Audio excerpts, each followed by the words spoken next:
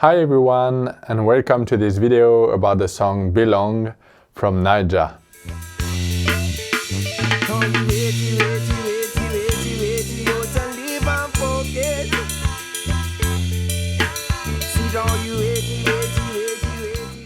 So in this video I'm going to talk about the bass line that I played on the song Belong and how I created it, how I composed it, and how we worked together as a band and how we recorded it. I remember that the first time I heard the song, it was Mahakwe, the lead singer. He just composed it and he played it just with vocals and guitar. And I wasn't very enthusiastic about the song. I told him it wasn't very original. I didn't give him very positive feedback. But he carried on and he decided that it was a good song, and eventually we played it a lot and people loved it at the concert, meaning that I was quite wrong to criticize the song, and I'm really happy that we put it on the record.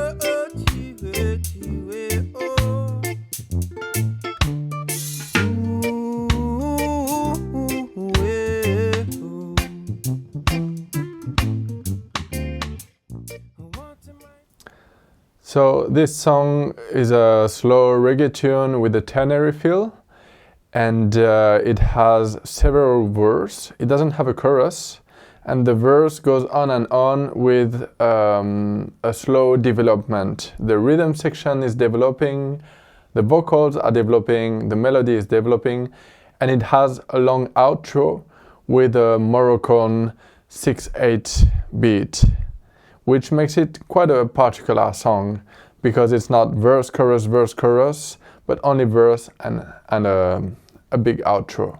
So the form of the verse was 16 bars. So I just add 15 bars to this and put everything with 4 bars in a row.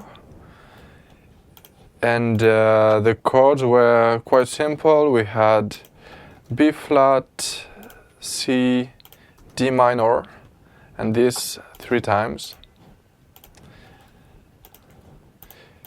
And we had for the very last 4 bars G minor 7, C7 and F. So it's a 2-5-1 to F.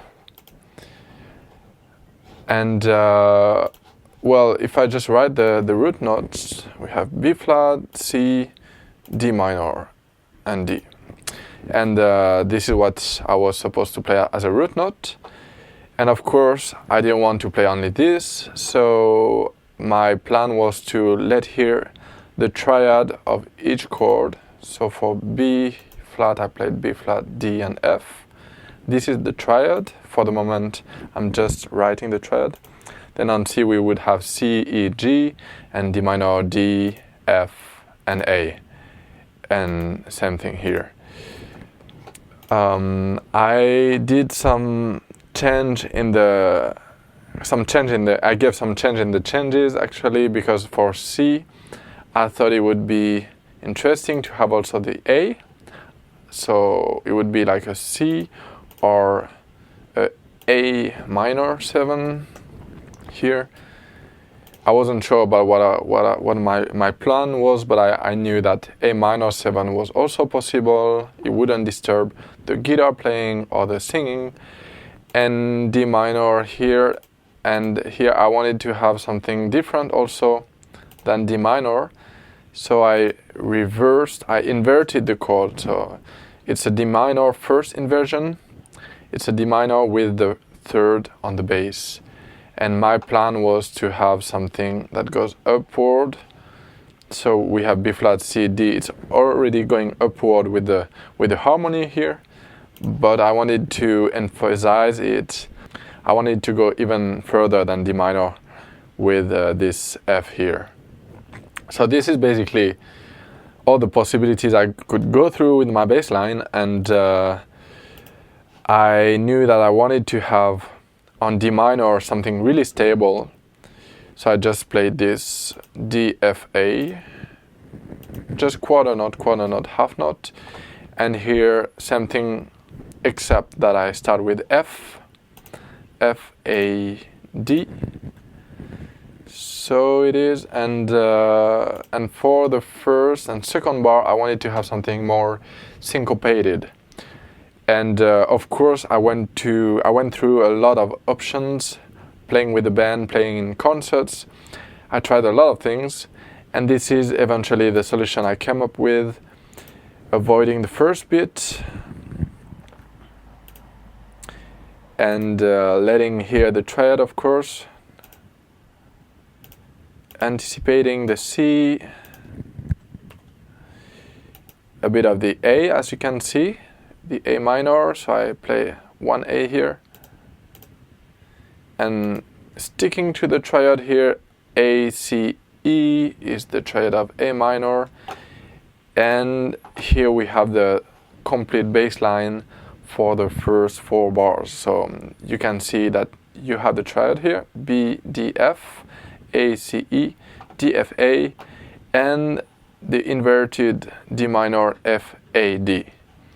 We have a bass line going upward, and we have instability on the first and second bars, and stability on the third and fourth bar here. And well, I just copied this here and here because this is the same harmony, so I played the same bass line. And for the ending of the form, I didn't have a lot of ideas, but I felt the song needed a lot of stability. So I played something very simple, like a bit like a bossa nova bass line. And once I had this strong G, D, C on the first and third beat, I could go on and be a bit more creative, reuse the pattern. You know, I have this material here, so I'm trying to reuse it. So A, C, D, E is the triad of A minor, and here I have C, so I'm reusing it here, C, E, F, G, with the same rhythm. And here we have the root note of F. And again, I reuse a pattern I had before, A, C, D, E, like here, A, C, D, E, but on the chord of F. So this is in order to create some unity in the bass line, to reuse material I already used. And eventually, I want to have some stability here, so I play something also quite simple. You see, the first beat and third beat is emphasized. This creates stability so that I can go back to the top with something a bit syncopated here.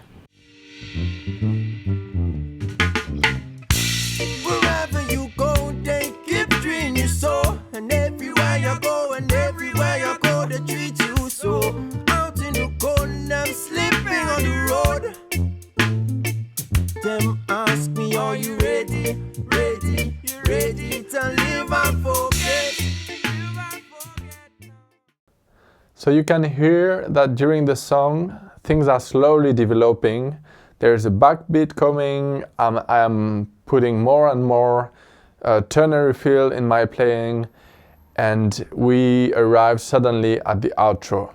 And this outro is very exciting because it's a very special beat. It's a beat that I really like. It is what some people call it 6/8, Moroccan 6/8, or some other would call it shabi, and it's a very interesting beat. If you want to check it online, there's a lot of videos that explain it. For example, this video named Shabi, that Moroccan groove that made you go what? And we used to play this at the end of the tune also during concerts, but it was very challenging during concerts because it's a very tricky beat to play with. And during the recording, it was only Hafid and I, only drum and sousaphone, and it was very challenging not to get lost and to keep with the beat, keep with the groove. So I don't want to go too much in details with this shabby beat, because a lot of people could explain it way better than me. And again, if you want to learn about it, you can watch this video I just talked about. I am going to write the drum pattern and the sousaphone bass line so that you can have an insight and a visualization, but of course it's very absurd to write this beat with Western notation, because it has a lot of limit to it. So to start, we still have the same harmony. I'm just write the same harmony there. So B flat, C and D minor, and it would be looped. We wouldn't go to this F major anymore. And so I just write the root notes. And you can see also that I'm still keeping the same inversion on the last two bars for D minor. So now let's have a look at the drum pattern. We always have a hi-hat on the first and second 8th note. Then we would have a floor tom on the first and second 8th note. Then a snare hit on the second beat. A kick drum on the 6th 8th note. Then snare again on the third 8th note. And a kick on the 5th 8th note. And this is the whole pattern, the whole drum pattern that we would use as a basis. And this 5th 8th note is very important, because it is the heaviest beat in the whole pattern. And I was also supposed to emphasize it and anticipate the next chord on this beat. So you can see this 5th 8th note is very heavy. And this anticipation, it wasn't my idea. The drummer told me what I was supposed to do, how I was supposed to play it, and I just wrote my bass line according to what he told me, what I was supposed to do, what I was supposed to play. So now you can see that I'm writing all the anticipation.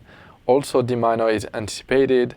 Also the D minor on F is anticipated, and the next B flat, because it is played in loop, so the B flat also comes before.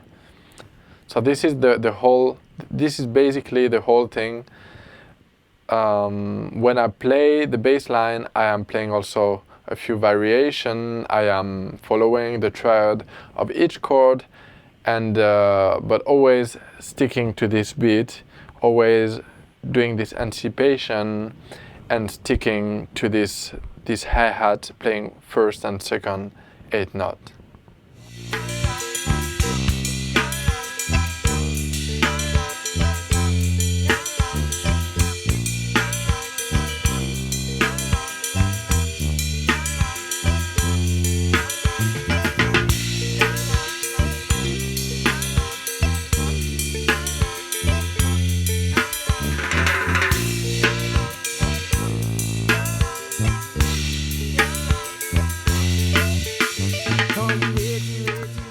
So thanks for watching. This video was about the song Belong and its bass line. And if you have any remarks or comments, question about this video, you can of course write it in the comment. The song Belong from Nai-Jah is available online on YouTube and SoundCloud for free, so you can enjoy it. And I am going to post also a transcription of the song in 1 week. So I'll see you in the next video. Bye!